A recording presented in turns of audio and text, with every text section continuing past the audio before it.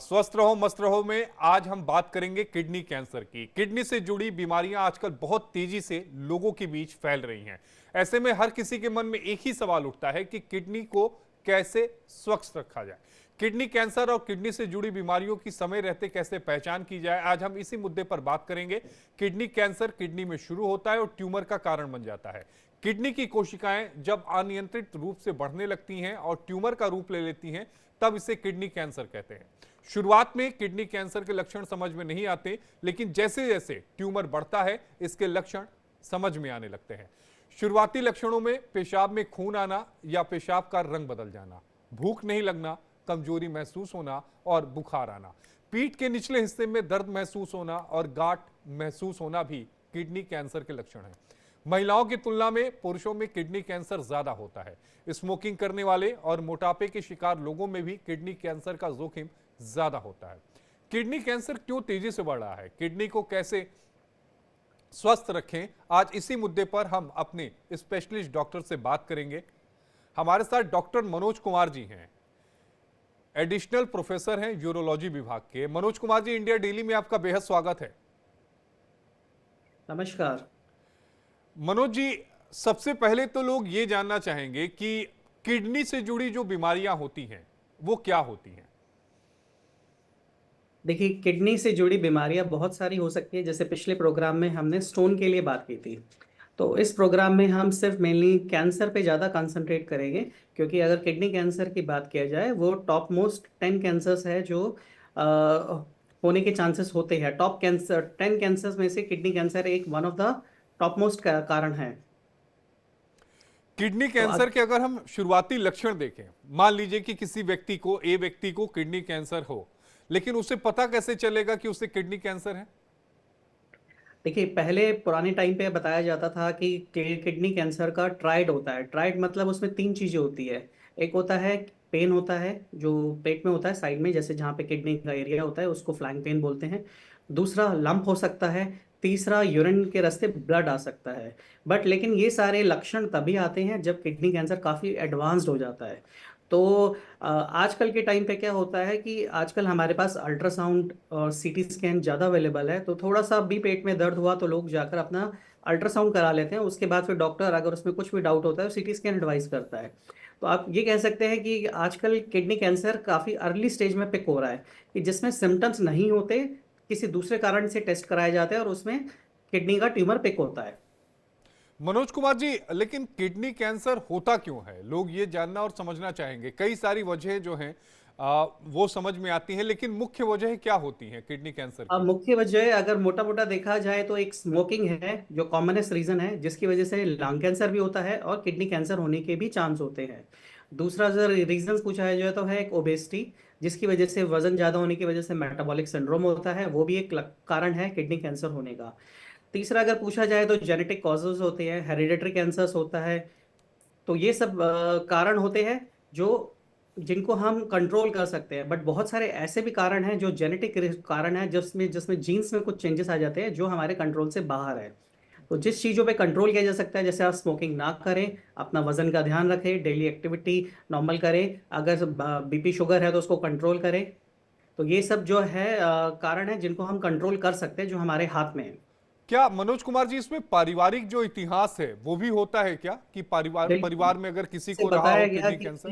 Hereditary reasons होते हैं। तो अगर किसी मरीज में किडनी कैंसर कम एज में हो रहा है, जैसे समझ लीजिए अगर ये कैंसर 60-70 में हो रहा है, तो वो कॉमनेस्ट रीजन होता है उस एज ग्रुप में। अगर यही कैंसर किसी 30 साल के आदमी को हो रहा है या 30 साल की वुमेन को हो रहा है, 40 साल में हो रहा है, तो हम उसकी फैमिली हिस्ट्री डिटेल में लेते हैं कि परिवार में किसी और को तो नहीं था, क्योंकि इतनी कम एज में कैंसर होने का एक हेरिडिटरी कॉज भी होता है। अगर हम बात करें किडनी की पथरी की, तो कहा यह भी जाता है, जो मैंने रिसर्च किया, कि अगर किसी को किडनी की पथरी लंबे समय तक हो जाए तो वो भी कैंसर के रूप में ले सकती है, बदल सकती है। ऐसा होता है, बट लेकिन उस चीज में टाइम लगता है। किडनी की पथरी जो ऐसी होती है उससे पहले यूजुअली जो किडनी की पथरी होती है वो साइलेंट नहीं होती। साइलेंट डायबिटिक पेशेंट्स में हो सकती है, जिसमें उनकी वजह से पेन नहीं होता और पेशेंट अपना जो है किडनी का स्टोन इग्नोर कर देता है। बट ये वाला जो है आपने जो कारण बताया ये पॉसिबल है, बट ये बहुत लेट स्टेजेस में प्रेजेंट करता है और कुछ सेलेक्टेड पेशेंट्स में होता है। कुछ सिलेक्टेड पेशेंट में होता है, लेकिन एक और जो ये कहा जा रहा है कि अगर आप रबड़, पेंट या फिर प्लास्टिक फैक्ट्री में जो मजदूर काम करते हैं, वहां भी इसकी संभावना बहुत ज्यादा बढ़ जाती है किडनी कैंसर की। हाँ, ये आप कह सकते हैं ये ऑक्यूपेशनल हैजार्ड है। तो अगर कोई पेशेंट उस ऑक्यूपेशन पर्टिकुलर ऑक्यूपेशन में है तो उससे ये लिंक हो सकता है। उसमें ऐसा नहीं है कि सिर्फ किडनी का कैंसर होगा, उसमें ब्लैडर कैंसर होने के भी चांसेस होते हैं ब्लैडर अगर ये कैंसर। ऑक्यूपेशनल हैजार्ड है तो किसी पेशेंट के अंदर। अच्छा, इसके शुरुआती लक्षण क्या होंगे?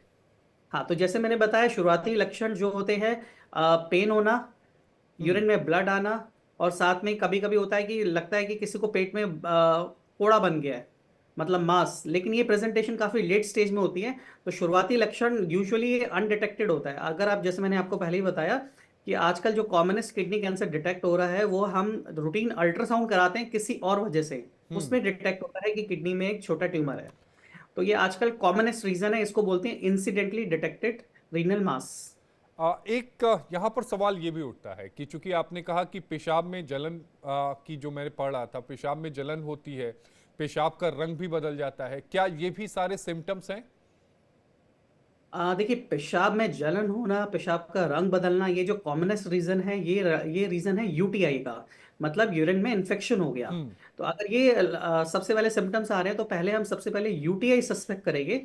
उसके हिसाब से पेशेंट की यूरिन की जांच कराएंगे, उसमें अगर इन्फेक्शन है तो इन्फेक्शन की दवा देंगे। उसके बाद भी अगर जो है यूरिन में ब्लड आना परसिस्ट कर रहा है तो फिर हम अल्ट्रासाउंड करा कर देखते हैं, और अल्ट्रासाउंड में अगर हमें कोई ट्यूमर नजर आता है या ट्यूमर का डाउट लगता है तो फिर हम उसको सीटी स्कैन या एमआरआई से कंफर्म करते हैं। अच्छा, क्या सांस लेने में तकलीफ या फिर मांसपेशियों में ऐंठन या फिर फफड़न जिसको हम कहते हैं, क्या वो भी लक्षण होते हैं क्या? ऐसे समझ सकते हैं, किडनी कैंसर की वेरियस स्टेजेस होती है, स्टेज 1, 2, 3, 4। तो नॉर्मली अर्ली स्टेजेस में ये सब लक्षण, सांस लेने में तकलीफ नहीं होती। बट अगर ये किडनी कैंसर स्टेज 4 में चला जाए, मतलब किडनी से निकलकर लंग्स में चला जाए, तब उस कंडीशन में सांस लेने में तकलीफ हो सकती है। अगर हम शुरुआत से बात करते हैं, आपने चूंकि बताया कि किडनी के कैंसर के 4 अलग अलग स्टेज होते हैं, हम स्टेज 1 से बात करते हैं कि स्टेज 1 में क्या कुछ होता है। स्टेज 1 में आप समझ सकते हैं कि ये इंसिडेंटली डिटेक्टेड होता है कि पेशेंट ने किसी और वजह से, पेट में दर्द था उसकी वजह से अल्ट्रासाउंड कराया, और अल्ट्रासाउंड में 4 सेंटीमीटर का राइट किडनी में मास उसमें डिटेक्ट हो गया। तो अर्ली स्टेजेस में बात करें तो ये यूजुअली एसिम्टोमेटिक होता है, कोई सिम्टम्स नहीं आते। तो इसलिए रेगुलर स्क्रीनिंग वो ज़्यादा इंपॉर्टेंट है। जिस चीज़ पे डॉक्टर आजकल बोलते हैं कि आपको अपना रेगुलर चेकअप कराते रहना चाहिए। स्टेज 2 में आते हैं, हाँ, स्टेज 2 में क्या होता है? स्टेज 2 में भी यही सिम्टम्स मैंने बताया, पेन हो सकता है, यूरिन में ब्लड आ सकता है, और पेशेंट को लगता है मास पैल्पेबल हो सकता है कि एब्डोमेन, उसका जो एब्डोमेन का साइज है वो बढ़ गया है। हम्म। स्टेज 3 में क्या होता है कि जो किडनी ट्यूमर है कभी कभी निकलकर जो किडनी की वेन्स होती है, रीनल वेन्स या आईवीसी जो मेजर धमनी होती है, उसके अंदर भी ट्यूमर फैलने के चांसेस होते हैं। तो उसको हम स्टेज 3 बोलते हैं। और स्टेज स्टेज 4 4? में क्या होता है, स्टेज 4 में किडनी से निकलकर ट्यूमर दूसरे ऑर्गन्स में फैल जाता है। जैसे बात की जाए, किडनी से निकलकर लंग्स में फैल गया, या बाबा की दूसरी जगह लिवर में चला गया, तो फिर वो स्टेज 4 जो होती है वो इनऑपरेबल होती है। स्टेज 1 में अगर हमारे पास पेशेंट आया तो उसको हम, अगर मान लीजिए ट्यूमर छोटा है, 4 सेंटीमीटर से छोटा है, तो हम उसको सिर्फ पूरी किडनी को ही निकालते हैं, उस ट्यूमर को ही निकालते हैं। और ट्यूमर को निकालने की वेरियस विधि है। पहले पुराने जमाने में ओपन था, आजकल एडवांस टेक्निक्स हो गई, रोबोटिक्स हो गई, लेप्रोस्कोपिक हो गई। तो सिर्फ हम बाकी किडनी को बचा लेते हैं, उतना ही ट्यूमर निकालते हैं जितने जिसमें दिक्कत है। अब हम आते हैं इलाज के ऊपर। तो शुरुआती अगर स्टेज 1 में ही डिटेक्ट हो जाता है कि ठीक है, इतना सा जो ट्यूमर है ये कैंसर वाला है, तो स्टेज 1 में किस तरह से इलाज किया जाता है? स्टेज 2, स्टेज 3 और स्टेज 4 बताइए आप। हाँ जी। तो किडनी कैंसर में पहले तो मैं ये एक चीज़ ये बताना चाहता हूँ कि इसमें हम नॉर्मल किडनी कैंसर को डायग्नोसिस बनाने के लिए बायोप्सी नहीं करते। बॉडी में हर ऑर्गन की अलग अलग कैंसर है, और हर ऑर्गन का अलग अलग तरीके से इलाज है। तो जैसे अगर मैं कंपेयर करूं, प्रोस्टेट में इलाज करने से पहले हम उसको बायोप्सी से कंफर्म करते हैं, उसके बाद उसका डेफिनेटिव ट्रीटमेंट करते हैं। लेकिन सेम चीज़ अगर किडनी में और हमें डाउट लग रहा है तो हम सीटी स्कैन के बेसिस पे ही अ, उसको डिटेक्ट करते हैं। और अगर मतलब वो एनहांस कर रहा है सीटी के बेसिस पे, तो हम ये एज्यूम करके चलते हैं कि वो ट्यूमर है, हमें उसको बायोप्सी करने की जरूरत नहीं है। तो जैसे मैंने बताया, अगर स्टेज 1 है, इसका मतलब 7 सेंटीमीटर से छोटा ट्यूमर है, तो हम उसको रोबोटिक ओपन या लेप्रोस्कोपिक विधि से सिर्फ ट्यूमर को निकाल सकते हैं, बाकी किडनी को छोड़ सकते हैं। तो ये स्टेज 1 की विधि है। अगर यही ट्यूमर स्टेज 2 है, मतलब मोर 7 सेंटीमीटर से ज़्यादा हो गया, तो उसमें क्या होता है कि किडनी का साइज बड़ा होता है और वो पूरी किडनी को इन्वॉल्व कर लेता है। तो उस केसेस में हमें पूरी किडनी को निकालना पड़ता है। कुछ सेलेक्टेड केसेस में हमें स्टेज 2 में भी हम पार्शल कर सकते हैं, अगर ट्यूमर पोल्स पे अवेलेबल है और मतलब फिजिबल है पार्शल नेफ्रेक्टमी। स्टेज 3 में जैसे मैंने बताया, ट्यूमर किडनी से निकलकर मेन जो वेरेनियल वेन है, आईवीसी है, जो मेन मेजर वेसल्स होती है बॉडी के अंदर, उसके अंदर फैल जाता है। तो उस केसेस में हमें किडनी के साथ साथ वहाँ पे जाकर ट्यूमर को भी निकालना पड़ता है। और कभी कभी होता है कि जो लेवल 3 4 थ्रोम्बस होता है, वो कभी कभी हार्ट तक चला जाता है, तो उस केसेस में हमें हार्ट से भी थ्रोम्बस निकालना पड़ता है। क्या स्टेज 4 में जी, यूजुअली पेशेंट ऑपरेबल नहीं होता, उनको हम फिर दवाइयों पे रखते हैं। क्या अगर हम स्टेज 3 पर अगर कोई रहता है, कोई भी अगर पेशेंट जो है वो स्टेज 3 तक पहुंचता है, मान लीजिए आपने ये साफ कर दिया कि अगर स्टेज 4 में जाता है तो वो ठीक होने की वहां पर उम्मीद बहुत कम हो जाती है, सर्जरी आउट है, सर्जरी से बाहर है। बाहर है ना, अगर लेकिन अगर वो थर्ड तक अगर वहां पर डायरेक्ट होता है तो क्या वहां संभव होता है? बिल्कुल। अगर स्टेज 3 में हमारे पास पेशेंट आ जाता है टाइम से, पहले हम ये कंफर्म करते हैं कि बॉडी में वो कहीं और नहीं, कहीं फैला तो नहीं है। तो अगर सिर्फ स्टेज 3 है और वो अब कैंसर लोकलाइज्ड है, तो हम उसको बड़ी सर्जरी कर कर उसको निकालते हैं पूरा ट्यूमर। एक और अहम सवाल यहाँ पे ये उठता है कि जब कैंसर जो है, क्या वो किडनी से निकलकर शरीर के दूसरे पार्ट में भी फैल सकता है? इसकी भी संभावना होती है क्या? हाँ, अगर कैंसर किडनी से निकल के दूसरे पार्ट में फैल गया, उसका मतलब वो स्टेज 4 हो गया। हम्म। उसी को हम स्टेज 4 बोलते हैं या मेटास्टैटिक डिजीज बोलते हैं। हम्म। तो उस कंडीशन में जो ट्यूमर है सर्जरी से बाहर हो जाता है, उस केसेस में फिर इम्यूनोथेरेपी चलती है। मनोज जी, एक सवाल ये भी उठता है कि अमूमन जो कैंसर होता है उसमें मैंने सुना है कि लोग कीमो अपनी कराते हैं, तो क्या किडनी कैंसर में भी कीमो होता है या फिर कुछ दूसरा? हाँ, तो मैं यही बात बताने चाहता हूँ कि जो किडनी कैंसर है, ये कीमो और रेडियो रेजिस्टेंट है। इसमें कीमोथेरेपी काम नहीं करती। जो रेडियोथेरेपी जो बाकी डिजीज में डिस्क्राइब्ड है, वो इस कैंसर में काम नहीं करती। इसमें एक अलग थेरेपी होती है, इम्यूनोथेरेपी, तो हम्म। वो काम करती है। वो काम करती है। एक और सवाल यहाँ पे उठता है कि जो किडनी कैंसर होता है वो कितने समय में स्टेज 1 से स्टेज 4 तक पहुंचता है? देखिए, ऐसे टाइम बताना मुश्किल होता है। हर कैंसर की जो ग्रोथ रेट होती है अलग अलग होती है। कुछ पेशेंट्स में वो बहुत तेजी से बढ़ता है और कुछ पेशेंट्स में वो टाइम लेता है, साल भी ले सकता है, 2 साल भी ले सकता है, हम्म। छोटे वाला कैंसर। तो कहने का मतलब है, जैसे स्टेज 1 में मैंने आपको एक ट्रीटमेंट बताया, एक ट्रीटमेंट है, हम उसको पार्शियल कर कर निकाल देते हैं।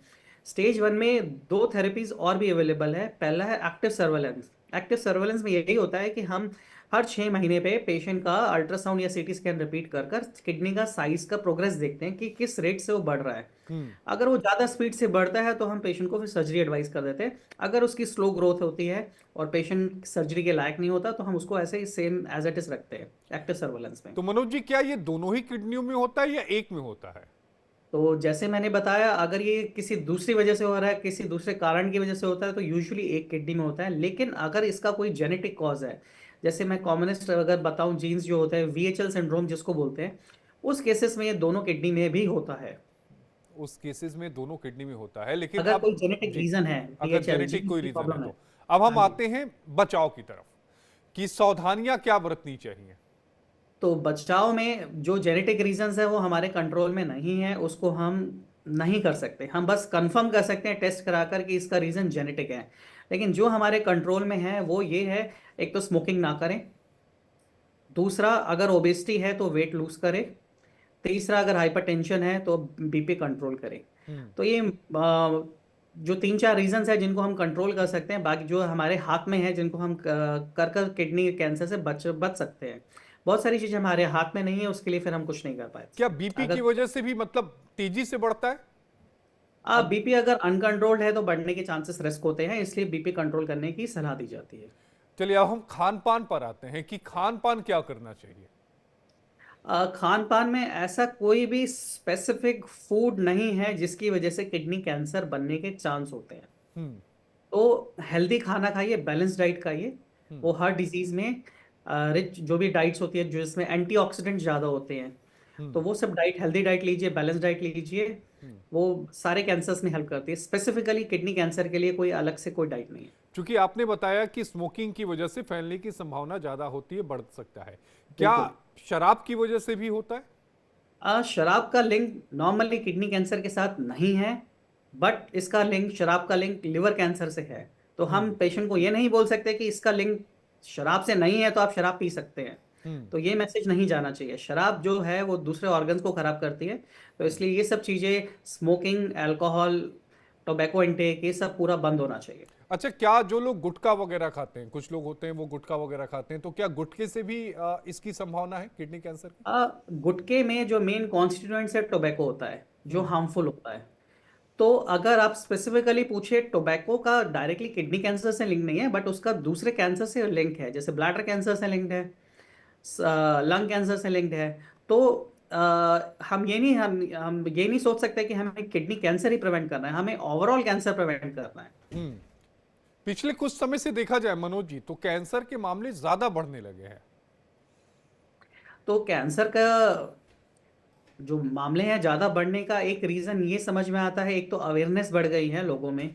तो जैसे मैंने बताया, पहले स्टेज 1 में पेशेंट हमारे पास नहीं पहुंचता था, लेकिन अवेयरनेस बढ़ने की वजह से लोग अपने टेस्ट जल्दी कराते रहते हैं, जिसकी वजह से किडनी कैंसर अर्ली स्टेज में पिक हो जाता है।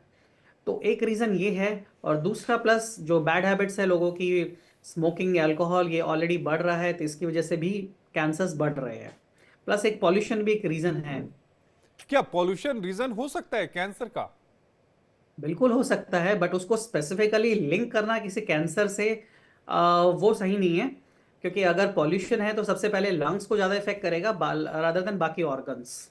वो लंग्स को ज्यादा इफेक्ट करेगा, लेकिन अगर आ, किसी को हो गया, मान लीजिए कि ए व्यक्ति को किडनी कैंसर हो गया, तो वो अपनी दिनचर्या में किस तरह का बदलाव लेकर आए?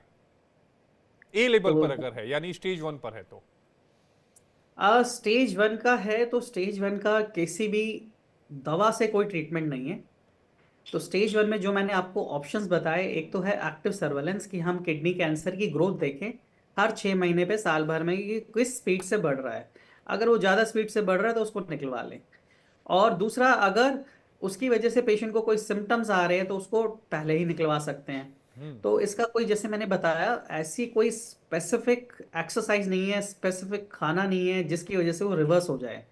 अगर कैंसर डिटेक्ट हुआ है तो उसको निकलवाना ही पड़ेगा। अगर एक बार मान लीजिए, क्योंकि आप ये कह रहे हैं कि ठीक है कि निकलवाना पड़ेगा, स्टेज 1 से लेकर स्टेज 3 के बीच में अगर वो उसे निकलवा लेता है, कैंसर को निकलवा लेता है, तो क्या बिल्कुल। उसके बाद फिर सारी चीजें स्मूथ रहेंगी? फिर ये देखते हैं, देखिए किडनी कैंसर की अगर हम पैथोलॉजी की बात करें तो उसमें मेनली एक तो जो कॉमनेस्ट होता है वो क्लियर सेल वैरायटी होती है, जिसको हम, मतलब आप समझ सकते हैं कि हम किडनी कैंसर को निकालने के बाद जो जांच के लिए भेजते हैं, तो उसमें जो कॉमनेस्ट आता है वो क्लियर सेल है। नेक्स्ट आता है पेपिलरी, फिर होता है क्रोमोफोब, और बाकी सारी चीज़ें अनक्लासिफाइड आते हैं। तो कहने का मतलब है कि अगर जो कॉमनेस्ट है, जो इसमें जो अगर प्रोग्नोसिस अच्छा पूछा जाए, वो क्रोमोफोब का है। तो अगर उसका 5 ईयर सर्वाइवल देखें, तो अगर मान लीजिए 100 पेशेंट का हम ऑपरेशन करते हैं तो 5 ईयर सर्वाइवल उसका 80 to 90% है। 80 से 90 पेशेंट 5 साल तक जिंदा रहते हैं, अगर वो उसका टाइम से निकाल दिया जाए तो। हम्म मतलब स्टेज 1 में भी अगर किसी को हुआ है और अगर वो निकाल दिया गया हो कैंसर वहां से, तो भी 4 से 5 ही, या फिर हाँ लंबा? फिर मैंने हाँ फिर मैंने उसका ये बताया, कि उसकी वैरायटी के ऊपर डिपेंड करेगा उसकी पैथोलॉजी कैसी है। मैंने 4 से 5 साल ये बोला है कि 80% पेशेंट 4 से 5 साल मिनिमम जिंदा रहेंगे। अच्छा, मिनिमम है ये? हाँ, मेरा मतलब कहने का ये हाँ। मतलब है। 80%, अगर 100 पेशेंट का ऑपरेशन कर रहे हैं तो 80-90 पेशेंट जिंदा रहेंगे। 5 ईयर सर्वाइवल अच्छा, जिसको हम बात करते हैं। ऑपरेशन की भी क्या तकनीकें बदली हैं?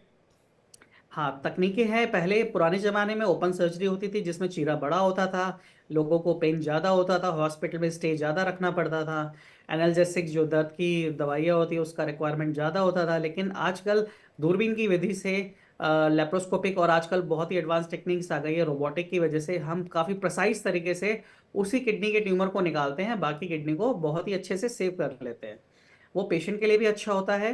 और उससे क्या होता है कि पेशेंट का पेन कम होता है, जल्दी डिस्चार्ज हो जाता है। तो आज की जो तकनीक की बात करें तो पहले चूंकि आप ये कह रहे थे कि लंबे समय तक हॉस्पिटल में रहना पड़ता था, तो पहले कितने दिनों तक रहना पड़ता था और आज चूंकि जो जिस रोबोटिक्स टेक्निक की आप बात कर रहे थे, टेक्नोलॉजी की बात कर रहे थे, तो उसमें कितना समय लगता है? देखिए, ऐसा है कि अगर देश की डिवाइड करें तो ऐसा स्पेसिफिक नहीं होता। अगर आप मोटा मोटा पूछे, जैसे अगर ओपन सर्जरी होती है तो पेशेंट हफ्ता 10 दिन पहले से डिस्चार्ज नहीं होता। हम्म। और प्लस यूजुअली ये होती है, ये वाली जो सर्जरीज होती है एल्डरली पेशेंट्स में होती है, 60-70 साल में होती है। उसमें पेशेंट को साथ में दूसरी प्रॉब्लम भी होती है, ब्लड प्रेशर भी है, शुगर भी है, हार्ट की प्रॉब्लम भी है। तो पेशेंट को डिस्चार्ज होते होते 5 से 7 दिन लग जाते हैं। लेकिन जैसे मैंने बताया, आजकल स्टेज 1 में डिजीज डिटेक्ट होने लग गया। उस टाइम पेशेंट फिट भी होता है। 40-50 साल में अगर कोई पेशेंट आया, हमने रोबोटिक सर्जरी करी, तो पेशेंट 2 दिन में डिस्चार्ज हो जाता है। 2 दिन में डिस्चार्ज हो जाता। अच्छा, कई लोग ऐसे भी हैं जो ये कहते हैं कि उन्हें रुक रुक कर यूरिन आती है, तो अगर रुक रुक के यूरिन आती है, इसका मतलब क्या है? देखिए, अगर रुक रुक कर यूरिन आ रही है, अगर वो पुरुष है और हम्म। प्लस उनकी एज ज़्यादा है, तो उसमें हम सबसे पहले जो कॉमनेस्ट रीजन सोचेंगे वो प्रोस्टेट रिलेटेड होगी। क्योंकि एज के साथ क्या होता है कि प्रोस्टेट बढ़ना शुरू होता है, जिसकी वजह से पेशाब में रुकावट हो सकती है। तो नहीं। हमारा जो हाँ फर्स्ट जी। प्राइमरी डायग्नोसिस होगा वो बीपीएच होगा, रुक अच्छा, रुक कर यूरिन आ रहा है तो। मान लीजिए अगर कोई यंग जनरेशन का है, मान लीजिए उसकी एज 30-35 साल है, तब उस स्थिति में क्या होता है? उस स्थिति में हमारा जो फर्स्ट डायग्नोसिस होता है, हमारा होता है इन्फेक्शन। कि हम्म। मतलब पेशेंट को किसी वजह से इन्फेक्शन तो नहीं हुआ। हम्म। तो फिर हम यूरिन रूटीन और यूरिन कल्चर करा कर देखते हैं। अगर इन्फेक्शन होता है तो फिर हम पेशेंट को एंटीबायोटिक शुरू करते हैं। अगर पेशेंट को इन्फेक्शन की वजह से ये सब प्रॉब्लम थी, तो हफ्ता 10 दिन के बाद पेशेंट ठीक हो जाना चाहिए। हम्म। लेकिन उसके बाद भी अगर पेशेंट ठीक नहीं हो रहा, तो हम फर्दर टेस्ट करा कर देखते हैं कि क्या और कुछ रीजन तो नहीं है, कुछ और हम चीजें मिस तो नहीं कर रहे। अच्छा, तो जो कॉमनेस्ट जी। रीजन है यंग एज में वो है यूटीआई। मनोज जी, चूंकि आपने यूटीआई का जिक्र किया, यूटीआई के कई सारे मामले जो हैं वो अब परिवार में भी सुनने को आते हैं। यूटीआई मुझे लगता है कि पिछले कुछ सालों में बहुत तेजी से फैल रहा है। बिल्कुल। तो यूटीआई बहुत तेजी से फैल रहा है। इसका जैसे मैंने बताया, फीमेल्स में यूजुअली एनाटॉमिकल रीजंस की वजह से उनका यूरेथ्रा जो है वो छोटा होता है, तो फीमेल्स में यूटीआई होने के चांसेस ज़्यादा होते हैं कंपेयर टू मेल। बट अगर फिर भी अगर वो हो जाता है तो उसको हमें एंटीबायोटिक से ट्रीट करना होता है। और अगर वो यूटीआई बार बार हो रहा है, तो फिर हमें फर्दर टेस्ट करा कर देखना होता है कि वो किस कारण की वजह से हो रहा है। ठीक है। एक बार दर्शक ये भी जानना और समझना चाहेंगे कि जो किडनी कैंसर हैं उनके प्रकार कितने हैं? हाँ, तो जैसे मैंने बताया, किडनी कैंसर एक बार हम निकाल देते हैं तो उसमें जो कॉमनेस्ट वैरायटी है वो है clear cell renal cell carcinoma. Next है जो 80% होता है। हम्म। नेक्स्ट है पेपिलरी रीनल सेल कार्सिनोमा। उसके नेक्स्ट है third chromophobe renal cell carcinoma. Chromophobe का जो प्रोग्नोसिस होता है अच्छा होता है। और बाकी बहुत सारे होते हैं कलेक्टिंग डक्ट, और उनको अनक्लासिफाइड कैटेगरी में डाल देते हैं। एक चीज और मैं बताना चाहूंगा, किडनी में अगर ट्यूमर होता है वो दो तरीके का ट्यूमर होता है। एक होता है बिनाइंग होता है, एक मैलिग्नेंट होता है। तो हम्म। जैसे अगर बिनाइंग की बात की जाए, वो उसमें आते हैं ऑन्कोसाइटोमा और एंजियोमाइलोलाइपोमा। हम्म। अगर आप अल्ट्रासाउंड कराएंगे उसमें भी ट्यूमर दिखेगा। बट हर ट्यूमर डेंजरस नहीं होता। अगर वो बिनाइन कैटेगरी में है तो इसका मतलब है कि पेशेंट को कोई दिक्कत नहीं है, जो ट्यूमर था वो निकल गया। हम्म। और अगर वो मैलिग्नेंट है तो उसमें मैंने आपको प्रोग्नोसिस बताया है, 5 ईयर सर्वाइवल। मनोज जी, क्या ये कहा जाए कि अगर किडनी में ट्यूमर होता है तो वो कैंसर ही वाला है, यानी उसे किडनी कैंसर ही कहते हैं? नहीं, नहीं, यही मैंने जैसे बताया, वो दो वैरायटी होती है, बेनाइंग और मैलिग्नेंट। लेकिन इस चीज को हम कंफर्म नहीं कर सकते, क्योंकि जैसे मैंने बताया, हम किडनी कैंसर में बायोप्सी नहीं करते। हम्म। हमारा जो भी सस्पिशन होता है, जो भी डायग्नोसिस होता है, हम सीटी स्कैन के बेसिस पे बनाते हैं। तो आप ये समझ सकते हैं कि अगर मान लीजिए हमने 100 पेशेंट को ऑपरेशन किया, तो उसमें से ऐसा भी होता है करीब 15-20% पेशेंट्स ऐसे होते हैं जिसमें जो ट्यूमर है वो बिनाइंग होता है, मैलिग्नेंट नहीं होता। हम्म। तो बिनाइंग का मतलब होता है कि उसके बढ़ने के चांसेस कम है, वो पेशेंट के लिए अच्छा होता है। पेशेंट के लिए अच्छा होता है। एक आखिरी आप सवाल का जवाब दीजिए, आप कुछ दर्शकों को कहना चाहेंगे? हेल्दी लाइफस्टाइल जी is the most important thing, and healthy diet. Healthy life style और healthy diet, doctor healthy Manoj diet, Kumar. Healthy lifestyle का मतलब है स्मोकिंग, टोबैको, अल्कोहल, नशा इन सब। मुक्त जीवन। हाँ, इन सब से दूर रहिए। प्लस एक्टिव लाइफ जीजिए, डेली फिजिकल एक्टिविटी। हम्म। अगर वेट ज्यादा है तो उसको कम करिए। हम्म। डॉक्टर मनोज कुमार जी, आपका जुड़ने के लिए बेहद शुक्रिया। आपने किडनी कैंसर के बारे में बताया कि किस तरह से होता है, किस तरह से फैलता है, लक्षण क्या है, ये सारी चीज़ें आपने बहुत बारीकी तौर पर बताई और हमारे दर्शकों को समझ में भी आया होगा। बहुत शुक्रिया आपका जुड़ने के लिए। मजाक नहीं है दुल्हन का भाई होना, सब कुछ तुम्हारे सर पे होता है। यार चाचा चाची को लेने आया हूँ अब।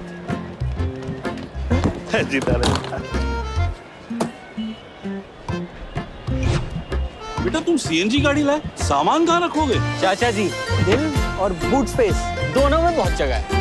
हाई सीएनजी डुओ मतलब ड्यूअल सिलेंडर नीचे, पूरी बूट स्पेस ऊपर, यानी स्पेस भी माइलेज भी। High CNG Duo in Hyundai Exter and Grand i10 Nios।